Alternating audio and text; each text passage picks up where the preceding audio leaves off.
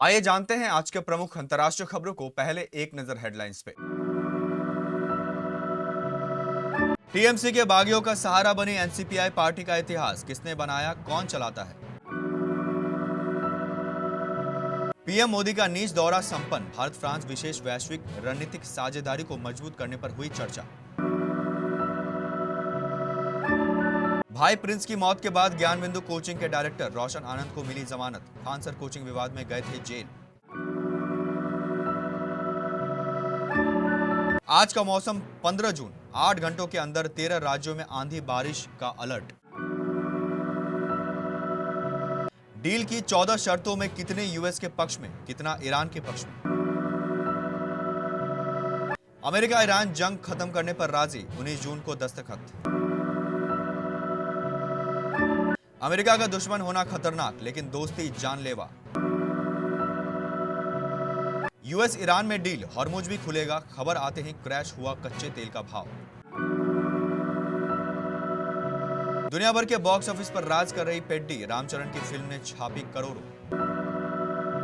भारत से शर्मनाक हार पर किसे बताया मैच का मुजरिम। पश्चिम बंगाल में टीएमसी के 28 लोकसभा सांसदों में से 20 बागी सांसदों ने ममता बनर्जी से अलग होकर नेशनलिस्ट सिटीजन्स पार्टी में विलय का ऐलान कर दिया। बागी सांसदों ने रविवार को लोकसभा स्पीकर ओम बिरला से मुलाकात कर उन्हें विलय का आधिकारिक पत्र सौंपा। बागी गुट की नेतृत्व करने वाली काकोली घोष ने सांसद में अलग बैठन की व्यवस्था करने की मांग भी की गई। काकोली घोष ने कहा कि हम पीएम मोदी के नेतृत्व में एनडीए के साथ मिलकर काम करेंगे। बागी गुट के पास 2/3 सांसदों का समर्थन है। बागी सांसद सुदीप बंदोपाध्याय और शताब्दी राय ने कहा कि उनका गुट पहले ही एनसीपीआई में विलय हो चुका है। सवाल उठता है कि टीएमसी के बागी लोकसभा सांसदों की पसंद एनसीपीआई क्यों बनी। एनसीपीआई पार्टी का गठन कब हुआ और कौन इस पार्टी को चलाता है। कैसे जीरो से देश की 5वीं सबसे बड़ी पार्टी सांसदों के लिहाज से बन गई है। प्रधानमंत्री नरेंद्र मोदी ने फ्रांस के नाइस शहर का दौरा पूरा किया। इस दौरान उन्होंने फ्रांस के राष्ट्रपति इमैनुअल मैक्रों के साथ विस्तृत बातचीत की और भारत फ्रांस के बीच विशेष वैश्विक रणनीतिक साझेदारी को और मजबूत करने के मकसद से कई कार्यक्रमों में हिस्सा लिया। यह दौरा दोनों देशों के आपसी संबंधों में एक अहम कदम साबित हुआ। दोनों देश ने इनोवेशन, आर्टिफिशियल इंटेलिजेंस, रणनीतिक प्रौद्योगिकी, व्यापार और लोगों के बीच आपसी आदान प्रदान पर केंद्रित एक महत्वाकांक्षी एजेंडा पेश किया। इस दौरे की एक विशेष बात Bharat France innovative road map 2030 को अपनाना रहा, जो आने वाले वर्षों में अहम और उभरती हुई प्रौद्योगिकी के क्षेत्र में सहयोग के लिए दिशा निर्देश का काम करेगा। गौरतलब है कि फ्रांस के बाद प्रधानमंत्री मोदी स्लोवाक गणराज्य के राजकीय यात्रा पर जाएंगे, जहां वो अपने समकक्ष के साथ बातचीत के जरिए आपसी सहयोग के नए रास्ते तलाशेंगे। पटना स्थित ज्ञान बिंदु कोचिंग संस्थान के संचालक रोशन आनंद को बड़ी राहत मिली है। उन्हें जमानत मिल गई है, जिसके बाद वह आज सहरसा पहुंचकर अपने छोटे भाई प्रिंस यादव के अंतिम संस्कार में शामिल होंगे। परिवार और समर्थकों के लिए यह राहत भरी खबर है, क्योंकि प्रिंस की संदिग्ध मौत के बाद पूरा परिवार गहरे सदमे में है। जानकारी के अनुसार प्रिंस यादव की नेपाल के विराटनगर स्थित एक होटल में संदिग्ध परिस्थितियों में मौत हो गई थी। उनकी मौत की खबर सामने आने के बाद परिवार के लोगों ने कई सवाल उठाए हैं। परिजनों का कहना है कि प्रिंस की मौत सामान्य नहीं लगती और मामले की निष्पक्ष जांच होनी चाहिए। इस बीच प्रिंस के शव की कुछ तस्वीरें भी सामने आई है, जिनमें शरीर पर चोट के निशान दिखाई देने का दावा किया जा रहा है। इन तस्वीरों के सामने आने के बाद मौत को लेकर रहस्य और गहरा गया है। देश के कई राज्यों में पड़ रही भीषण गर्मी के बीच मौसम विभाग ने यूपी, बिहार, पश्चिम बंगाल, अरुणाचल, असम, मेघालय समेत देश के 13 राज्यों में बारिश का अलर्ट जारी किया है। इस दौरान कई जगहों पर 50 से 80 किलोमीटर प्रति घंटों की रफ्तार से तेज हवाएं चल सकती है। एमडी के पूर्वानुमान के अनुसार पूर्वोत्तर और पूर्वी भारत में अगले 6 से 7 दिनों तक भारी बारिश का दौर देखने को मिलेगा। भारी बारिश से जल भराव, यातायात प्रभावित होने और भूस्खलन जैसी घटनाओं की आशंका जताई गई है। ऐसे में अगर आप घूमने का प्लान बना रहे हैं तो मौसम अपडेट जरूर देख लें। मौसम विभाग के अनुसार दक्षिण पश्चिम मानसून आगे बढ़ रहा है और अगले 4 से 5 दिनों में महाराष्ट्र, कर्नाटक, तेलंगाना, आंध्र प्रदेश, पश्चिम बंगाल, ओडिशा, झारखंड, बिहार और दक्षिण छत्तीसगढ़ के अधिक हिस्सों में पहुंच सकता है। ऐसे में इन राज्यों में भारी बारिश देखने को मिलेगा। आईएमडी ने मछुआरों को बंगाल की खाड़ी और अरब सागर के कई हिस्सों में 19 जून तक समुद्र में न जाने की सलाह दी है।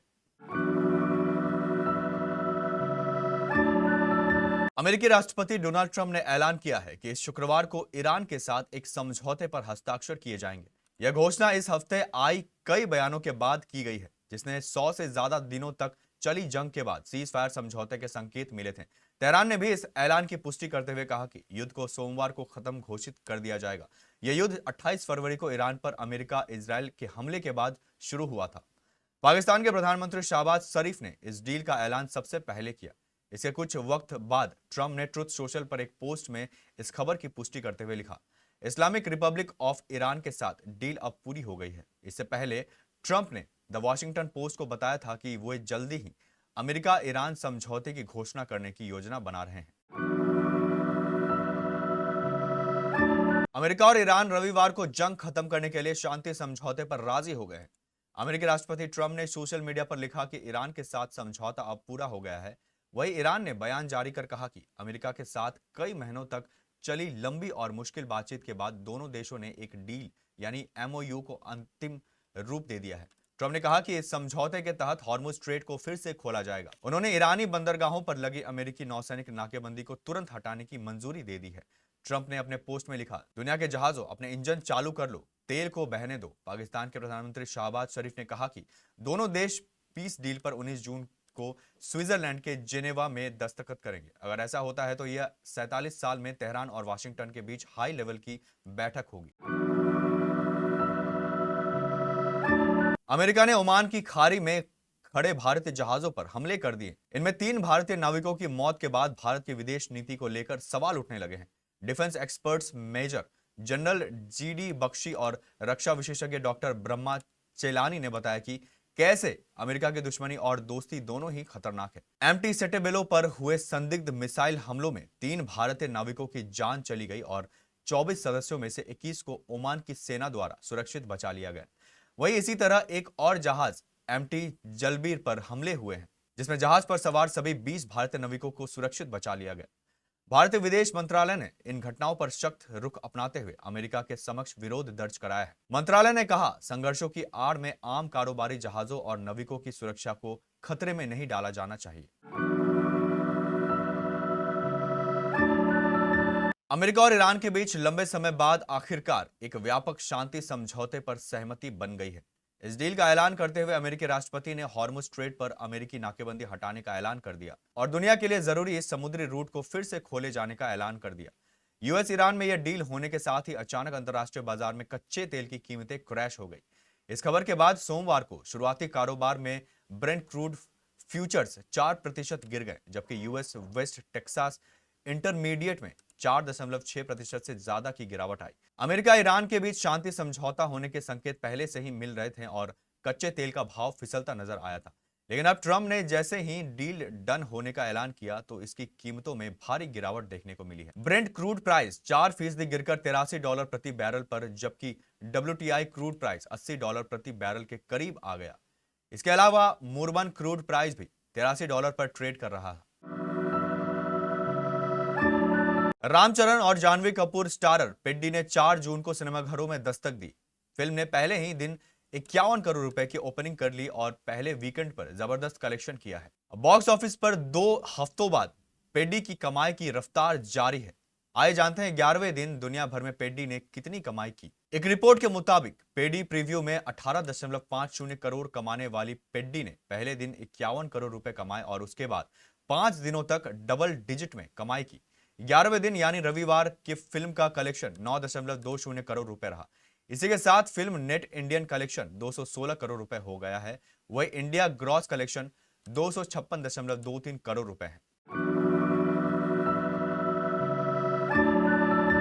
आईसीसी महिला टी20 वर्ल्ड कप 2026 के मुकाबले में भारत के हाथों मिले 64 रनों की करारी शिकस्त के बाद पाकिस्तान खेमे में मायूसी का माहौल है।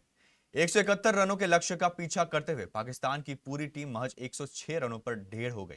इस शर्मनाक हार के बाद पाकिस्तान की युवा कप्तान फातिमा सना का बड़ा बयान सामने आया है, जिसमें उन्होंने हार का ठीकरा टीम पर, सीनियर खिलाड़ियों और खराब फील्डिंग पर फोड़ा है। मैच के बाद बात करते हुए कप्तान फातिमा सना ने टीम की कमियों को उजागर किया और बताया कि आखिर मैच का पासा कहां पलटा।